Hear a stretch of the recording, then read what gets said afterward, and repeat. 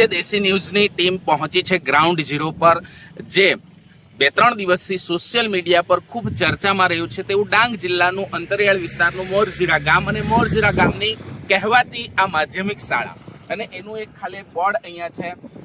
અહીંયા આપણી સાથે આગેવાન પણ જોડાયા છે. જે જગ્યા પાસ થઈ છે, જે જગ્યા પર માધ્યમિક શાળા બનવાની છે, એ ઉબડ ખાબડ જગ્યા છે. આગેવાન જે સરપંચશ્રી છે એમનું કહેવું એવું છે કે આ ખાડા ટેકરાવાળી જગ્યા છે, ખડકવાળી જગ્યા છે, એટલે જે પણ કંઈ ટેન્ડર પાસ થયા હતા, જે તે એજન્સીએ કામ લીધું હતું, એમનું જણાવવાનું એવું છે કે એમને પોસાય તેમ નથી, કારણ કે જે ટેન્ડર પાસ થયું એના પછીની જે જગ્યા છે એ સમતલ કરવા પાછળનો ખર્ચ, એને નિભાવ ખર્ચ કે જે તે જગ્યા પર આખી માધ્યમિક શાળા ઊભી કરવાનો ખર્ચ ટેન્ડરથી વધી જાય તેમ છે. એના કારણે આ જે પણ કાર્ય છે એ ડિલે થયું છે અને ક્યાંક ને ક્યાંક આગળ થયું છે. હવે મુદ્દો એ છે કે સરકાર ધ્યાન આપે અને માધ્યમિક શાળાના બાળકોનું ભવિષ્યનું વિચારીને આ જગ્યા પર જલ્દીથી જલ્દી માધ્યમિક શાળા બને એવી ગ્રામજનોની ચોક્કસથી માંગ છે. અને ક્યાંક જગ્યા પાસ થઈ ચૂકી છે. જગ્યા પાસ થયા પછી મકાન હવે કેટલી જલ્દી ઊભું થાય છે એ પણ એક ખૂબ મોટો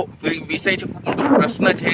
તંત્ર આની પાછળ ધ્યાન આપે છે કે કેમ? ડાંગ જિલ્લા ડીઈઓ શિક્ષણ અધિકારી શ્રી ધ્યાન આપે છે કે કેમ? અને આ ગાંધીનગર સુધી પહોંચેલી વાત હવે જીજે દેશી ન્યૂઝના માધ્યમથી, ચેનલના માધ્યમથી સરકારના કાને પહોંચ્યા બાદ આ કામ ચાલુ થાય છે કે કેમ, એ પણ ખૂબ મોટો એક પ્રશ્ન છે.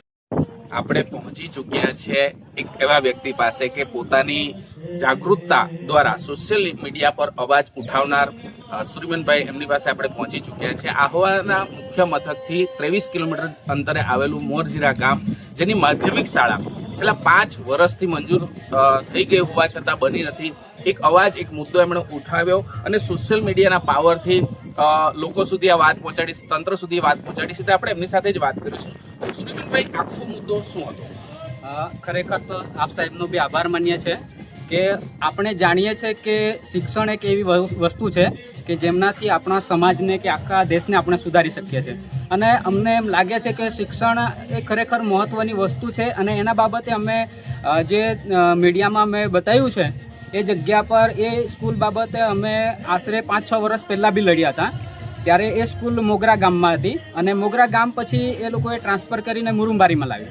અને ત્યાર પછી વારંવાર અમે આરટીઆઈઓ પણ મારી. એ આરટીઆઈમાં પણ અમને કોઈ એમ ખાસ જવાબ આપવામાં નહોતો આવ્યો. અને પછી અમે પાછા શિક્ષણ અધિકારી સાથે અને ઘણી વખત અમે મુલાકાત કરી, પણ ખરેખર એક ઓફિશિયલી જવાબ આપેલ નથી કે કોઈ પણ એ લોકોએ અમને લેખિતમાં કંઈ જવાબ આપેલ નથી. અને ખરેખર નારાજગી અમને એ બાબતે હતી. અને મેં સોશિયલ મીડિયામાં એ વિડીયો બનાવ્યો અને ખરેખર લોકોએ સોશિયલ મીડિયાને આગળ વધાર્યો અને ખરેખર અમારી વાતને આગળ વધારી. સોશિયલ મીડિયાના તમામ મીડિયા બંધુઓને પણ હું આભાર માનું છું એ બાબતે.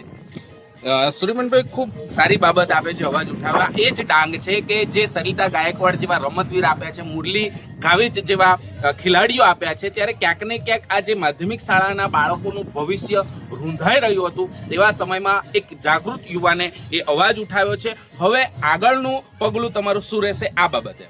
હવે અમે તો વાત જો અમે પહોંચાડી છે મીડિયાના માધ્યમથી, અને તો છતાંય હવે અમે પાછી એક વખત મુલાકાત લઈએ છીએ. અને જો અમારી માંગણીને અમારા સમયના આધારે જો પૂરી કરવામાં ન આવે, કોઈ અમને સંતોષકારક જવાબ ન મળે, તો અમે સરકારી ઓફિસને ત્યાં જઈને ધરણા પણ કરીશું. તાળા મારવાની પણ અમે વિચાર કરીએ છીએ. આ રસ્તો પણ બ્લોક કરવાની અમને ગણતરી છે. પણ અમે વાટ જોઈએ છે તંત્ર દ્વારા અમને કોઈ સંતોષકારક જવાબ આપવામાં આવે કે કોઈ અમને કોઈ ખાતરી એવી આપવામાં આવે તંત્ર દ્વારા કે શાસન દ્વારા, તો અમે એ બાબતે વાટ જોઈએ છે. તો આ હતા સુરીમનભાઈ, જેમણે અવાજ ઉઠાવ્યો. અને એ મુદ્દો શિક્ષણનો છે. આજે પ્રજાસત્તાક દિન છે, ગણતંત્ર દિવસ છે, અને તે દિવસે આપણે સુરીમનભાઈની મુલાકાત લીધી છે. ગ્રાઉન્ડ ઝીરો પર જીજે દેશી ન્યૂઝની ટીમ પહોંચી છે અને શિક્ષણ માટે ખૂબ ગંભીર ગણાતી આ બાબતને ઉજાગર કરવા માટે જીજે દેશી ન્યૂઝ હંમેશા તત્પર રહેશે. આહવા તાલુકાનું મોરજીરા ગામ, જે અત્યારે સોશિયલ મીડિયા પર ખૂબ પ્રચલિત થવાનું કારણ છે આપણી પાછળ જે આવેલી છે શાળા. હું બતાવીશ આપને એ માધ્યમિક શાળા કે જે એક જાગૃત નાગરિકેનો વિડીયો વાયરલ કર્યો છે. ને આ મકાનની અંદર જે માધ્યમિક શાળાના બાળકો છે ભણે છે. અહીંયા હું કેમેરામેનને વિનંતી કરીશ કે આ બોર્ડ બતાવે. લખેલું છે સરકારી માધ્યમિક શાળા મોરજીરા, તાલુકો આહવા, જિલ્લો ડાંગ. આ એ જ શાળા છે કે જે અત્યારે એક આક્ષેપ થયો છે કે એ શાળા ક્યાંક ને ક્યાંક સરકારી ચોપડે આખી બોલાય છે, પણ હાલ પરિસ્થિતિ એક નાનકડા મકાનની અંદર આ બાળકો ભણવા મજબૂર બન્યા છે. આજે 26મી જાન્યુઆરી છે, પ્રજાસત્તાક દિન છે, પણ આજે ખરેખર દેશની આઝાદીને આજે આપણે મનાવી રહ્યા છીએ ત્યારે કે જમીની હકીકત એવી પણ છે કે અંતરિયાળ વિસ્તારનું જે ભવિષ્ય છે ક્યાંક ને ક્યાંક અંધકારમાં છે. 9મા અને 10મામાં ભણતા બાળકો, અહીંયા એક બેન્ચીસ અહીંયા દેખાઈ રહી છે, એક બેન્ચ અહીંયા પડી છે, એક બે બેન્ચ અહીંયા પડી છે, અને આ રીતે જ્યારે બાળકો આટલા મકાનમાં કેવી રીતે ભણતા હશે. પાછળ જ અહીંયા હાલમાં 26મી જાન્યુઆરીનો કાર્યક્રમ સામે જ ચાલી રહ્યો છે. બાળકો અત્યારે ત્યાં આપણને દેખાઈ રહ્યા છે, પણ ગ્રામજનો સાથે પણ વાત કરવાની કોશિશ કરીશું. આજે એક તરફ પ્રજાસત્તાક દિન ઉજવાઈ રહ્યો છે, ભૂલકાઓ ત્યાં જ બેઠા છે, આપણે ત્યાં પણ જઈને ચોક્કસથી વાત કરીશું. સાથે ગામના બીજા પણ જાગૃત નાગરિકો જોડાયા છે, એક બેન જોડાયા છે, આપણે એમની સાથે વાત કરીશું. જી બેન, આપનું નામ? મારું નામ ચૌધરી કમળાબેન શાંતિવનભાઈ છે. હું આ જ ગામથી છું.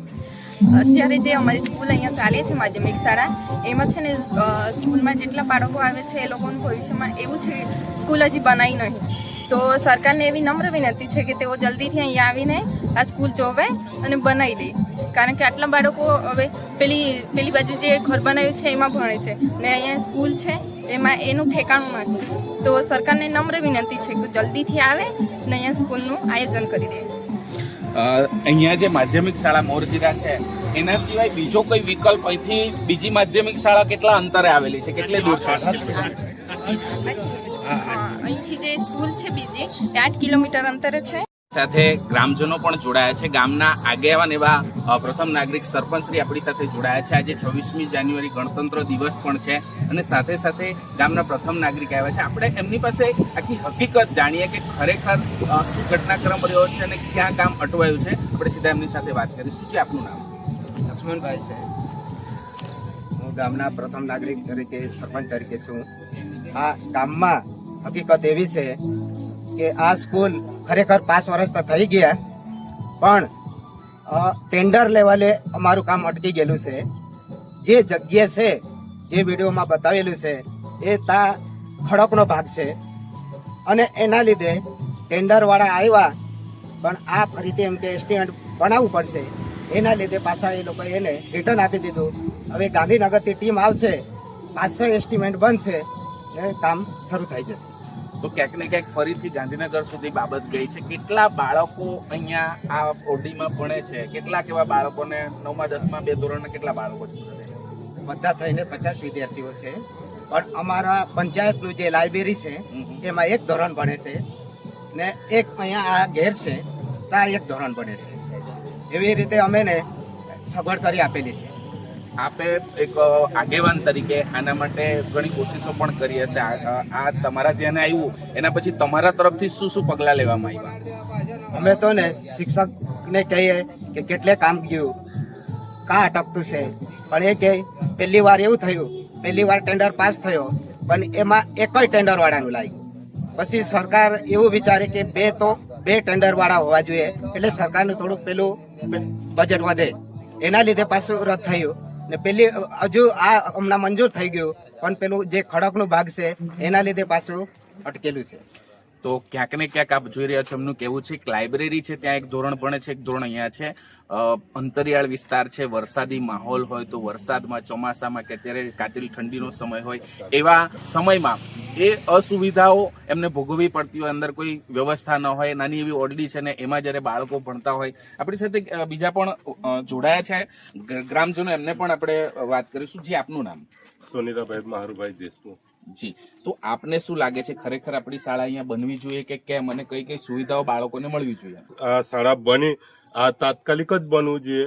આ સરકારે ટેન્ડર અટક્યું એ સરકારે તાત્કાલિક સુઝાવ લઈને આ નિરાકરણમાં આવી જવું જોઈએ. તો આ વાલીઓની પણ માંગ છે, ગ્રામજનોની પણ માંગ છે કે બાળકોને વહેલી તકે આ શાળા મળે. અને હાલમાં આપણે ભણતર માટે સરકાર ખૂબ સારી ગ્રાન્ટ ફાળવે છે, ખૂબ પ્રયત્નશીલ સરકાર રહી છે, પણ અંતરિયાળ વિસ્તારની આ શાળા અને આ ગ્રામજનોનો અવાજ હવે શું સરકાર સુધી પહોંચે છે કે કેમ, એ આગામી દિવસોમાં જોવું રહ્યું.